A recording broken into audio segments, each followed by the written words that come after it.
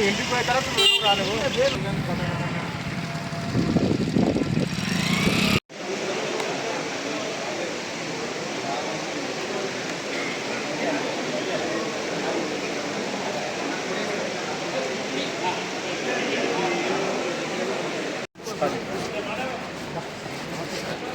పైకి రాదు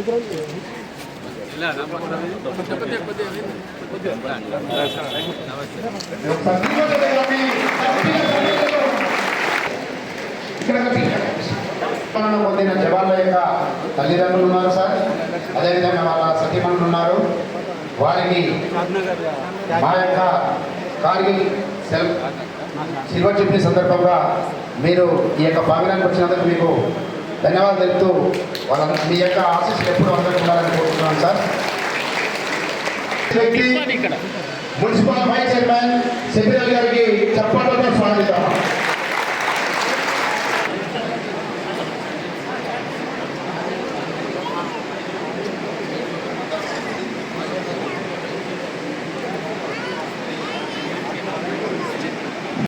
మినిస్టర్ గారికి మరియు ఎన్ఎం శ్రీనివాసరెడ్డి ఎమ్మెల్యే గారికి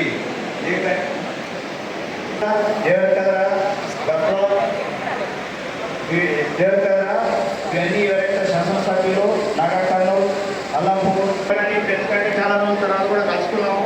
కొందరు ఈ మధ్యన రిటైర్డ్ అయిన వాళ్ళు ఉంటారు. 22 అట్లా 2004 సంవత్సరాల కింద వచ్చిన వాళ్ళు కూడా ఒకరితో కలుసుకోవడం.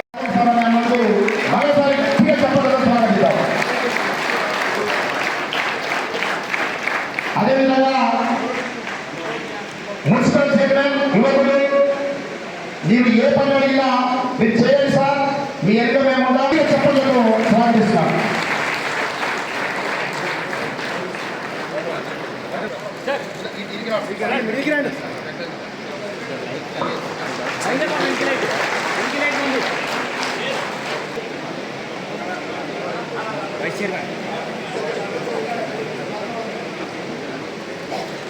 అదేవిధంగా ఈరోజు ఈ మున్సిపాలిటీ చక్కగా సమయంగా జరుగుతుందంటే అందరి యువకులు ఉన్నారు. దాంట్లో భాగంగా మున్సిపల్ వైస్ చైర్మన్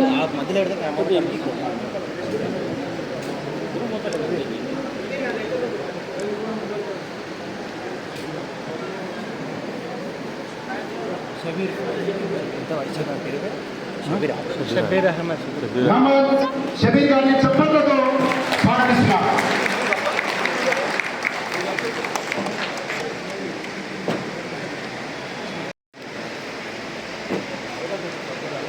లక్ష్మణ్ గట్టిగా చప్పట్లతో స్వాగతిద్దాం.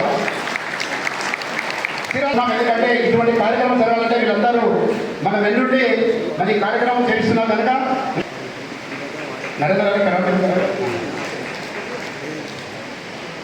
షబీర్ భాయ్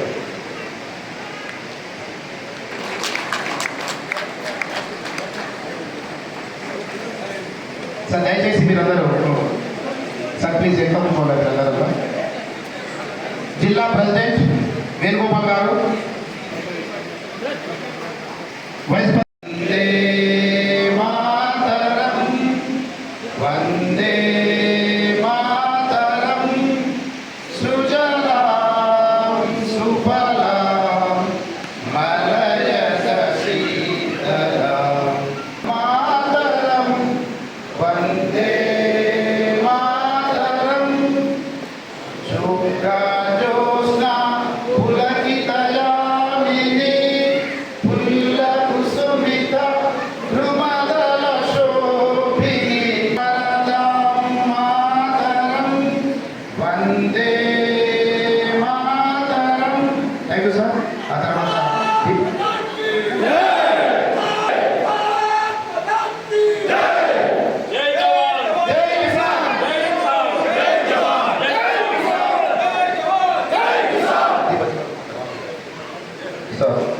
దీపక్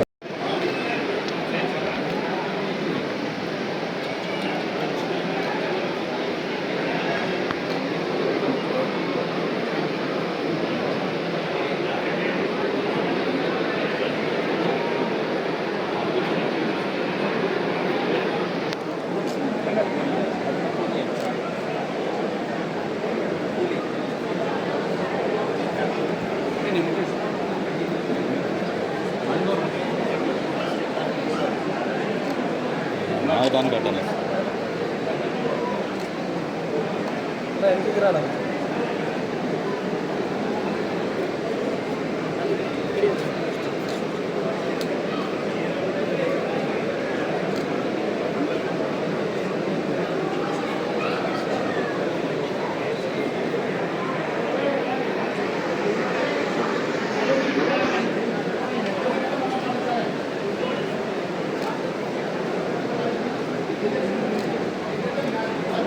भारत माता की जय, भारत माता की जय।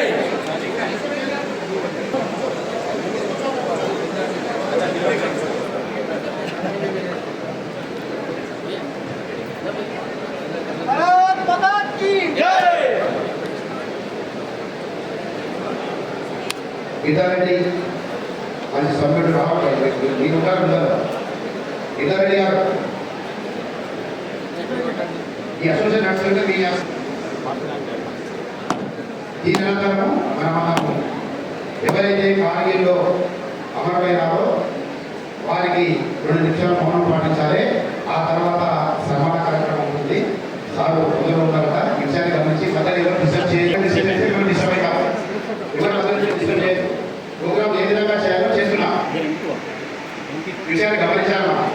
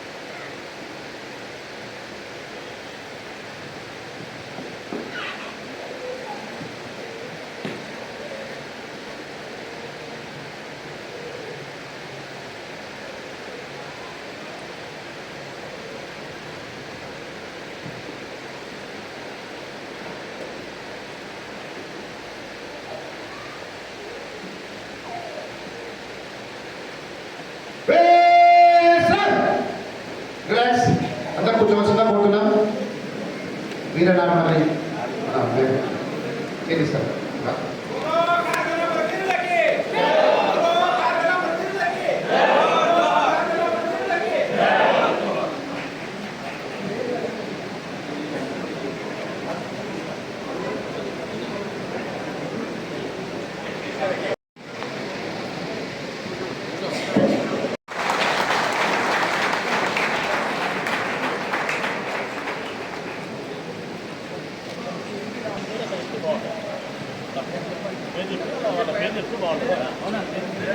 కవిత గారు ఇది భర్త స్వర్గస్థునిది వీరనారి మేము కూడా పర్సనల్గా మున్సిపల్ చైర్మన్ ఆనంద్ గారికి కోరుతున్నాం.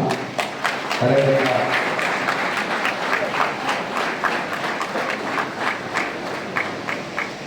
వీరమరణం పొందినారు, వారిని సన్మానించాలని కోరుతున్నాం.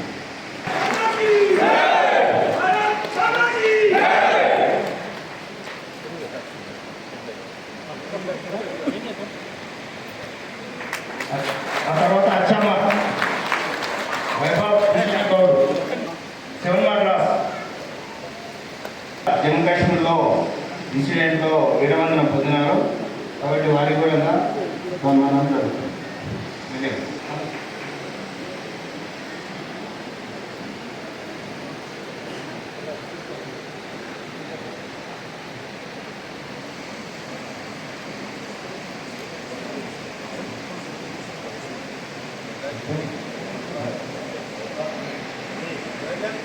వీరి భర్త భూషణ గౌడ్ జమ్మూ కాశ్మీర్లో వీరమరణం పొందారు. N Lasya wife of N Chandrasekhar 329 medium regiment Leh లదాఖ్లో. కోటరెడ్డి గారు సేఫ్గా వచ్చినా కొద్దిగా వచ్చినట్టే. Kotareddy 329 medium regiment Lasya. ఈమె 19 ఆగస్టు 2003లో డెడ్ అయ్యారు వాళ్ళ భర్త జమ్మూ కాశ్మీర్ లే లదాఖ్ ప్రాంతంలో. భారత్ की रक्षकुगा కాకిల్లో కన్ను మూసివా ఓ సైనికుడా మా కోసం ప్రాణాలిస్తివా బడలో సైనికుడా పరకి రక్షకుడా కాకిల్లో కన్ను మూసివా ఓ సైనికుడా మా కోసం ప్రాణాలిస్తివా ఏ తల్లి జన్మనిచ్చి నిన్ను కన్నదో దేశం కోసం నిన్ను జవాను చేసిందో కన్న తల్లి పాదాలకు వందనాలులే కన్న తల్లి పాదాలకు వందనాలులే జై జవాను జై కిసాను నీకు సలంలే బడలో సైనికుడా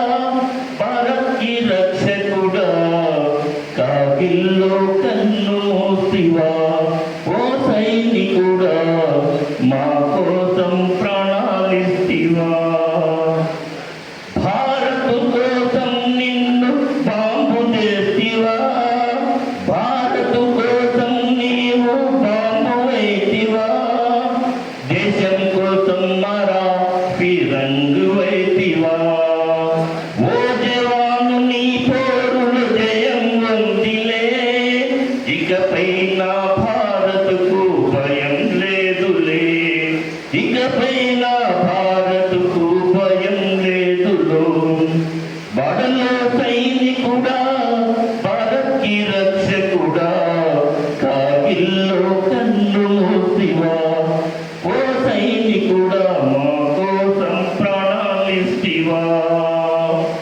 వందే మాతరమన్నా మన నినాదమే వందే మాతరమన్నా మన నినాదమే టైగర్ హిల్ కొండలపై సింహనాదమే టైగర్ కొండ ఇంటు పైన సింహనాదమే ఎగిరింది ఎగిరింది త్రివర్ణపు జెండా ఎగిరింది ఎగిరింది త్రివర్ణ పతాకం ఎగిసింది ఎగిసింది భారతదేశం ఎగిసింది ఎగిసింది భారతదేశం బడలో సైనికుడా భారత్కి రక్షకుడా కార్గిల్లో కన్ను మూసివా ఓ సైనికుడా మా కోసం ప్రాణాలిస్తివా ఓ సైనికుడా మా కోసం ప్రాణాలిస్తివా జై జై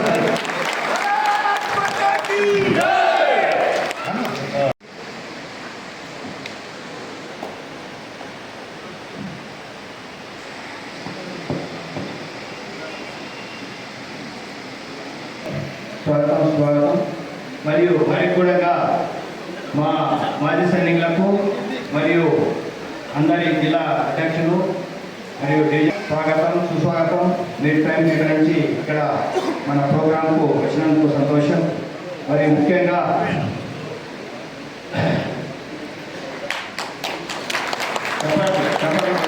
మనము గౌరవించాలి.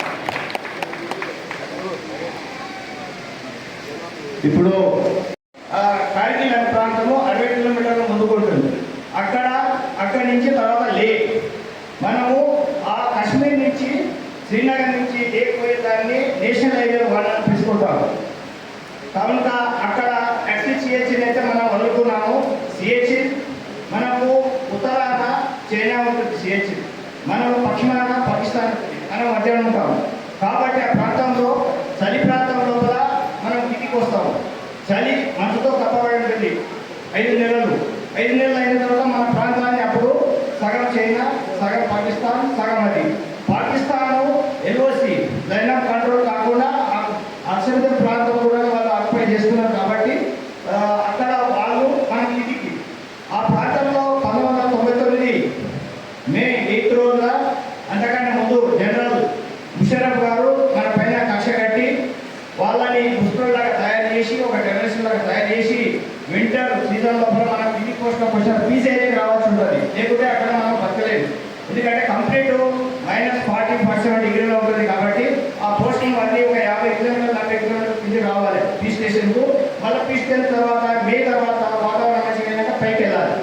అప్పుడు ఏం చేసిందంటే వాళ్ళు ఫిబ్రవరి మార్చిలో 2 నెలల్లో ఇక్కడ అప్పుడు మన ప్రైమ్ మినిస్టర్ ముషరఫ్ ఉన్నాడు, అది నవాజ్ షరీఫ్ ఉన్నాడు, ఆ తర్వాత మన ప్రైమ్ మినిస్టర్ అటల్ బిహారీ వాజ్పేయి ఉన్నాడు.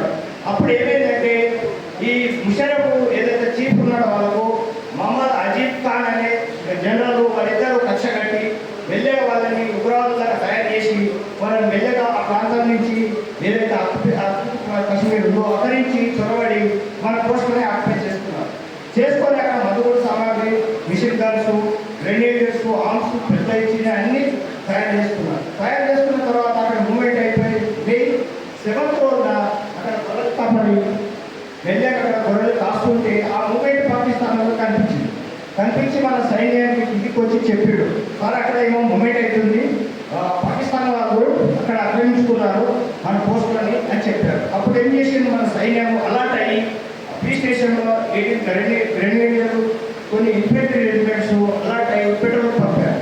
ఒక 7 మందిని ముందు పంపించింది. పెట్రోల్ చేసినా అంటే అక్కడ ఏమైందంటే పెట్రోల్ పోతే ఆ 7 మందిని కూడా చంపేసారు. ఆ 7 మందిని చంపేంత తిరిగి రాలేదు వాళ్ళు. తర్వాత ఏం చేసిండ్రు, ఒక 2 రోజులు వెయిట్ చేసింది. 2 రోజుల తర్వాత మళ్ళీ 15 మందిని పంపించింది. 15 మందిని కూడా కాల్ చేసారు. వాళ్ళు ఏంటంటే ఐస్ కొండ లోపల ఉంటూ వాళ్ళు బంగాళ లోపల ఉండి వాళ్ళ పైన వాళ్ళ ప్లేస్ ఎట్లుంటుందంటే లే లద్దాఖ్, ఆ తర్వాత రాస్ పైన సముద్ర తీరం నుంచి 15,000 నుంచి 20,000 స్క్వేర్ ఫీట్స్ ఉంటుంది. చాలా ఎత్తైన ప్రాంతం. ఇప్పుడు కుటుంబీలో కూర్చోవడానికి రైట్ కింద వాళ్ళ పైన. అందుకే మనం అపరాధ నష్టం తగ్గిపోయింది.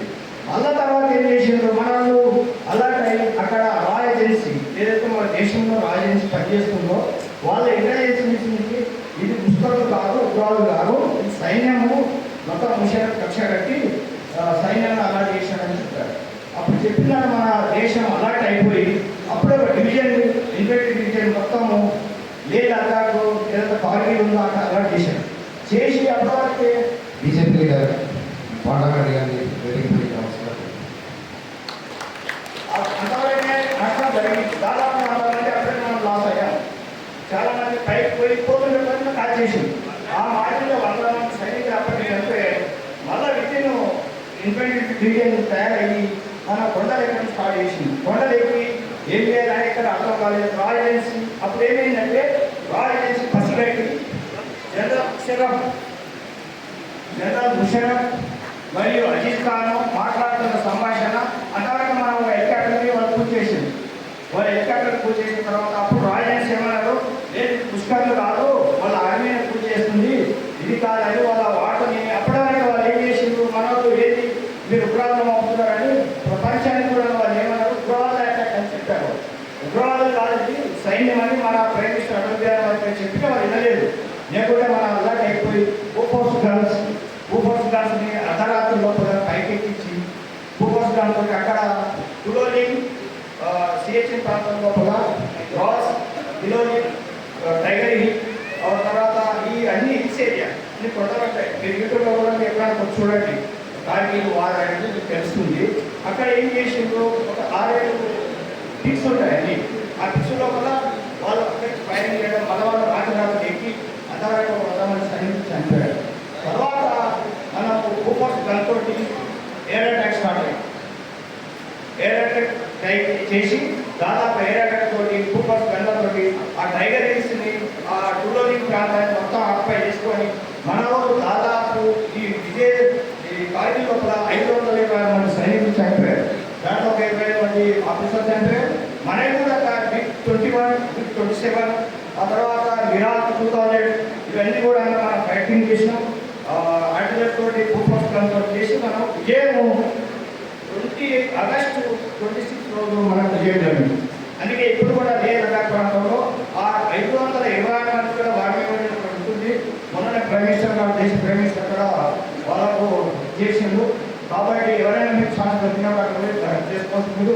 అందుకే అన్నగారు ఇంత టైం చూసుకొని ఇక్కడ వచ్చిన కూడా ఈ విజయ దివస్ ఏదనేది కూడా తెలవాలి. కాబట్టి మీకు అందరూ కూడా టైం అవుతుంది కాబట్టి సార్ కొంచెం తొందరగా ఉన్నాడు కాబట్టి ఏమనుకోవద్దు, దీన్ని ముగిస్తున్నాను. జై దయచేసి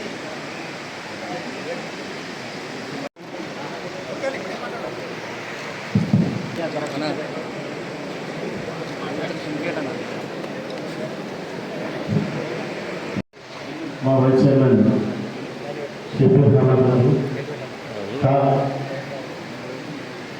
రిటైర్డ్ ఆర్మీ అసోసియేషన్ అధ్యక్షుడు వేణుగోపాల్ రెడ్డి గారు, వైస్ ప్రెసిడెంట్ రాములు గారు, గౌరవ అధ్యక్షుడు ఉమాగిరెడ్డి గారు, వెంకటయ్య గౌడ్ గారు, రమాకాంత్ గారు, నాగిరెడ్డి గారు, నిరంజన్ రావు గారు, గోవర్ధన్ రెడ్డి గారు, అలాగే వేదికపై ఉన్న పెద్దలు మా శ్రీనివాస్ రెడ్డి గారు, కిరాజ్కారెడ్డి గారు, లక్ష్మణ్ యాదవ్ గారు, ఆంధ్రరెడ్డి గారు, మనోహర్ గారు, ముఖ్యంగా వేదిక నిర్వహించిన పెద్దలందరికీ కూడా నమస్కారం తెలియజేస్తూ ఈరోజు ఈ మంచి ఒక విధంగా చూస్తే బాలగరం, ఒక విధంగా చూస్తే వీరత్వం, ఈరోజు ఇలాంటి కార్యక్రమానికి మమ్మల్ని ఇందుకు ఆహ్వానించినందుకు చాలా గర్వంగా ఫీల్ ఈరోజు మేమందరము ఈరోజు ఇంత ప్రశాంతంగా ఇంత స్వేచ్ఛగా ఉన్నామంటే ఈ జవాన్ బార్డర్లో ఉండి వాళ్ళు రాత్రనగా పగలనగా ఎండనగా వాననగా వాళ్ళు ఈరోజు కాపలా కాస్తే మనం ఈరోజు ఇంత ప్రశాంతంగా బతుకుతున్నాం అన్న విషయాన్ని మరొకసారి గుర్తు చేసుకుంటున్నాను.